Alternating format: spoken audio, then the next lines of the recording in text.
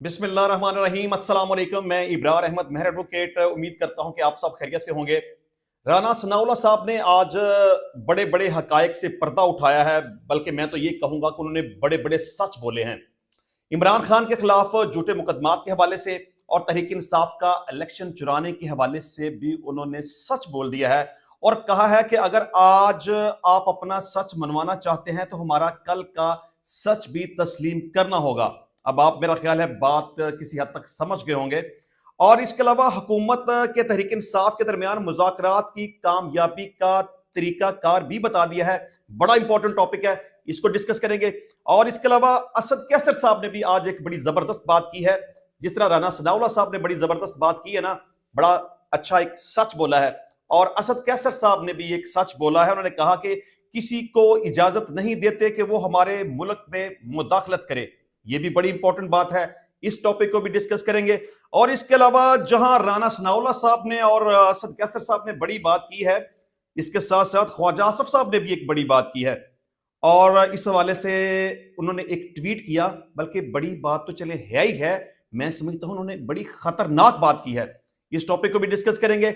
इसके अलावा यूनान कश्ती हादसे में FIA के 31 अफसरान भी मुलव्वस पाए गए हैं, जिसके बाद इनके नाम पासपोर्ट कंट्रोल लिस्ट में डालने का फैसला किया गया है। यह भी टॉपिक बड़ा इंपॉर्टेंट है, इसको भी डिस्कस करेंगे।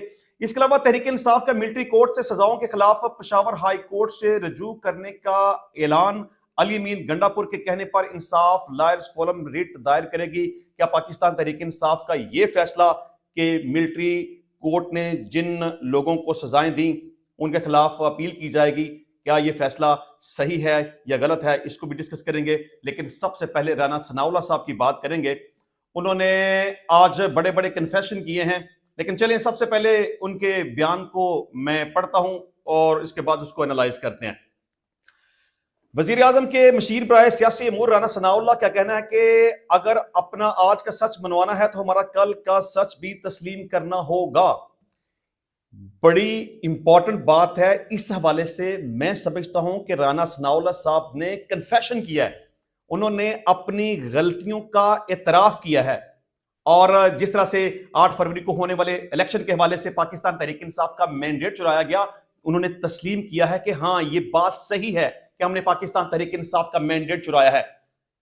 आल दो के इस तरह के अल्फाज इस्तेमाल नहीं किए, लेकिन उनका यह कह देना कि अगर अपना आज का सच मनवाना है तो हमारा कल का सच तस्लीम करना पड़ेगा, तो इसका बिल्कुल सीधा सा, सादा सा और आसान सा मतलब यह है कि हमने पाकिस्तान तहरीक इंसाफ का मैंडेट चुराया है। पाकिस्तान तहरीक इंसाफ जो क्लेम करती है कि 8 फरवरी को वोट उनको पड़े थे, इलेक्शन उन्होंने जीता, लेकिन उनका मैंडेट चुराया गया और जबरदस्ती हुकूमत बनाई गई। पाकिस्तान तहरीक इंसाफ का ये मौकफ सही है। और इसके अलावा राना सनाउल्लाह साहब इस बात को भी तस्लीम करते हैं कि इमरान खान साहब के खिलाफ जितने भी मुकदमात बनाए गए वो सियासी नोयत के थे और बिल्कुल वो भी झूठ पर मबनी थे।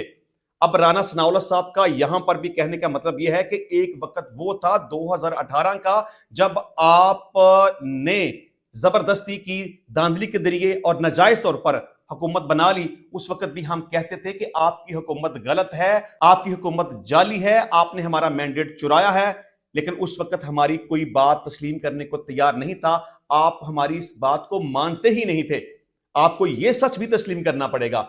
और उस वक्त जब आपके पास ताकत थी, आपके पास इख्तिदार था, आपने हमारे खिलाफ बिल्कुल झूठे मुकदमात बनाकर हमें जेलों के अंदर बंद कर दिया। आपको वो सच भी तस्लीम करना पड़ेगा।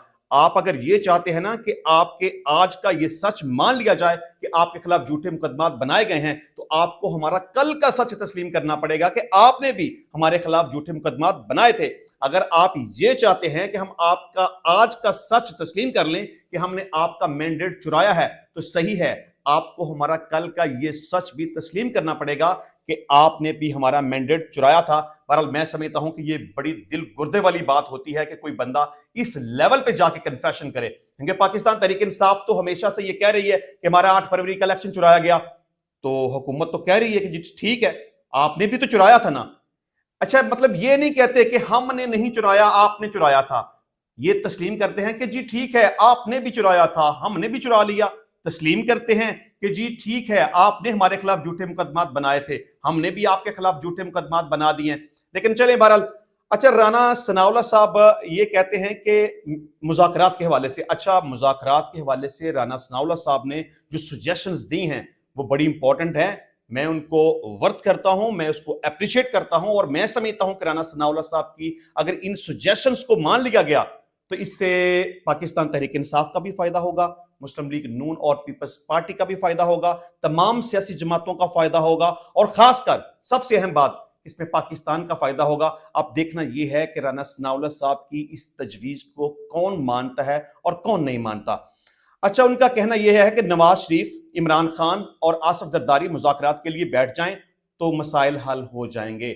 अब बात बड़ी अहम है, बात बड़े काम की है, इसमें सियासी जमातों का भी फायदा है, इसमें पाकिस्तान का भी फायदा है। देखिए, लड़ाई झगड़े से, टकराव से, मुल्क बंद करने से, सिविल नाफरमानी की बात करने से, लड़ाई झगड़ा करने से, इस तरह से मसाइल कभी भी हल नहीं होंगे। मसाइल जब भी हल होंगे तमाम सियासी जमातों को आपस में बैठना पड़ेगा, इससे ही मुल्क का फायदा है, इससे ही तमाम सियासी जमातों का फायदा है। अब यहां मैं तो ये समझता हूं कि हो सकता है कि किसी जगह पे आके आसिफ जरदारी ये बात मान जाए कि ठीक है, हमें पाकिस्तान के लिए बैठना चाहिए, बातचीत करनी चाहिए। हो सकता है कि नवाज शरीफ भी ये कह दे कि बात सही है, हमें बैठना चाहिए, मुज़ाकरात करना चाहिए। लेकिन मेरा नहीं ख्याल कि इमरान खान साहब इस तजवीज़ को शायद मानेंगे। मेरा ख्याल है कि इमरान खान साहब को भी इस तजवीज़ को मान लेना चाहिए।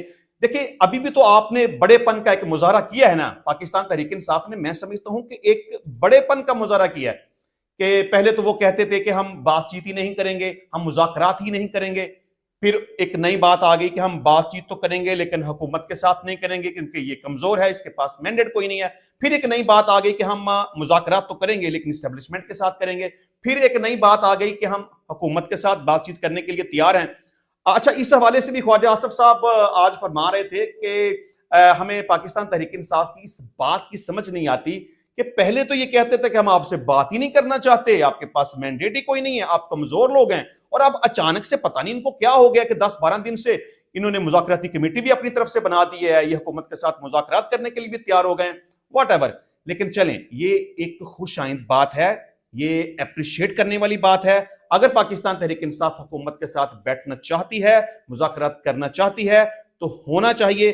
तमाम सियासी जमातों को इसमें अपना अपना किरदार अदा करना चाहिए और मैं समझता हूं कि इसका कोई ना कोई पॉजिटिव सोल्यूशन निकलना चाहिए और ये मुज़ाकरात कामयाब होने चाहिए। और ये मुज़ाकरात सिर्फ उसी सूरत में कामयाब होंगे जब पाकिस्तान तहरीक इंसाफ भी नेक निश्ते के साथ बातचीत को आगे लेकर चलना चाहेगी और हुकूमत भी नेक निश्ते के साथ मामलात को लेकर आगे चलना चाहेगी, तो ये मुज़ाकरात कामयाब हो जाएंगे और इसका कोई ना कोई बेहतर नतीजा निकल आएगा।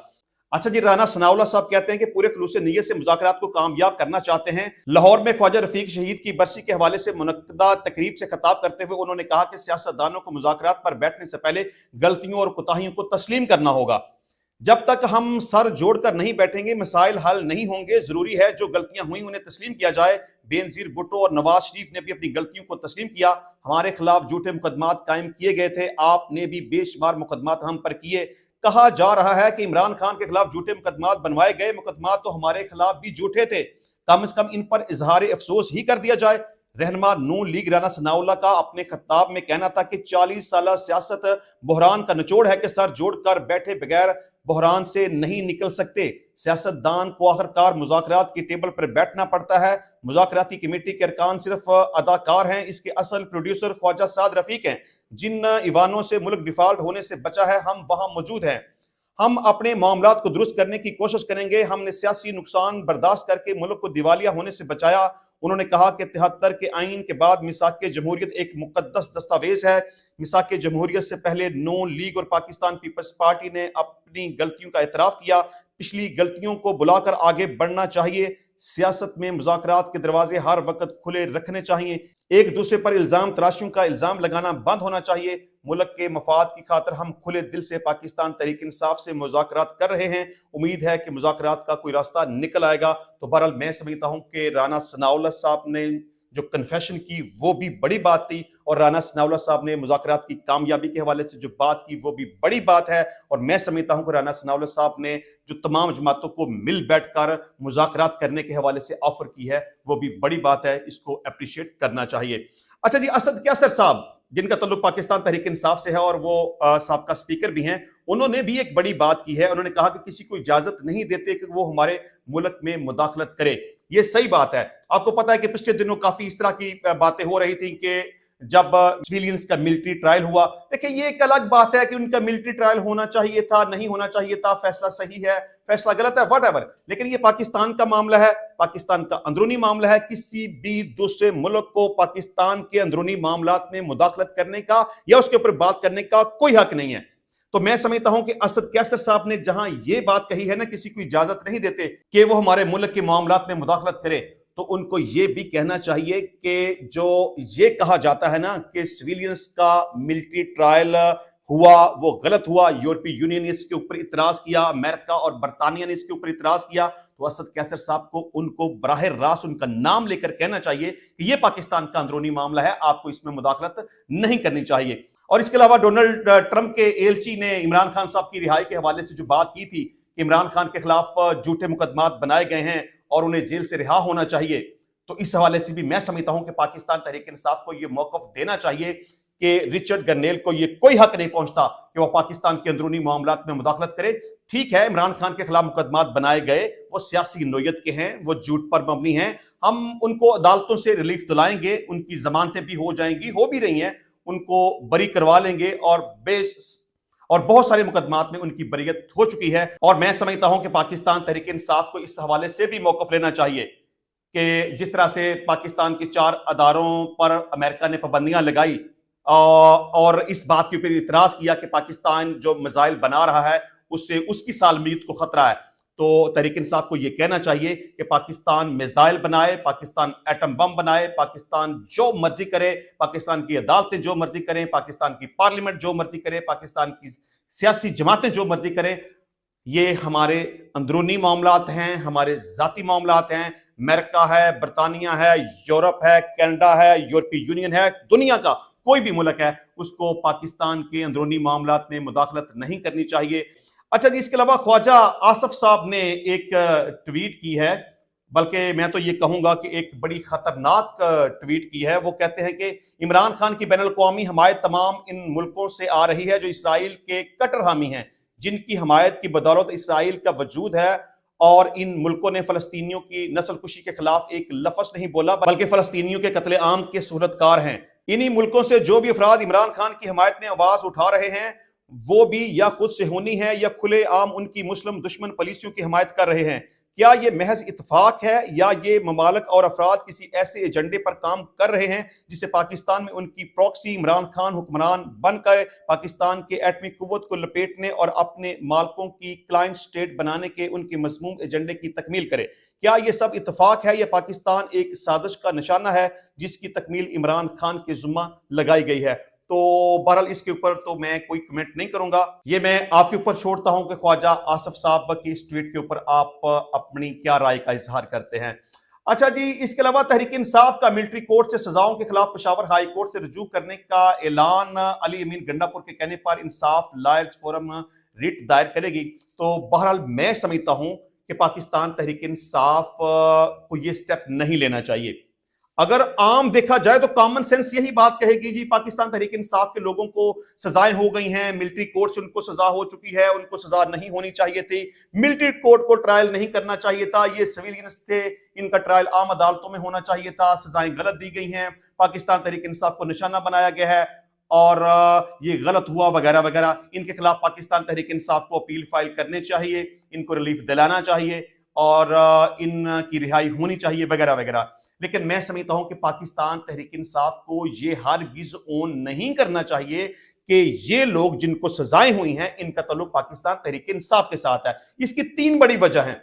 एक बात तो यह है कि पाकिस्तान तहरीक इंसाफ का ये मौकफ है कि हमारे खिलाफ प्लान किया गया, हमारे खिलाफ साजिश की गई, हमें फंसाया गया, हमारे खिलाफ झूठे मुकदमात बनाए गए, फॉल्स फ्लैग ऑपरेशन किया गया वगैरह वगैरह।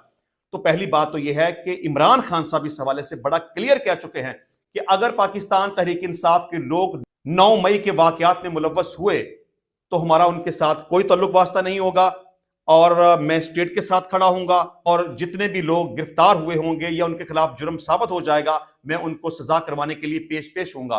تو میرا خیال ہے کہ پاکستان تحریک انصاف کو چاہیے کہ جن لوگوں کو سزا ہوئی ہے، جن کے خلاف جرم ثابت ہو چکا ہے، یا تو ان سے اعلان لا تعلقی کریں کہ ہمارا ان لوگوں کے ساتھ کوئی تعلق واسطہ نہیں ہے، اور یہ وہ لوگ ہیں جن کا پاکستان تحریک انصاف کے ساتھ کوئی تعلق واسطہ نہیں ہے۔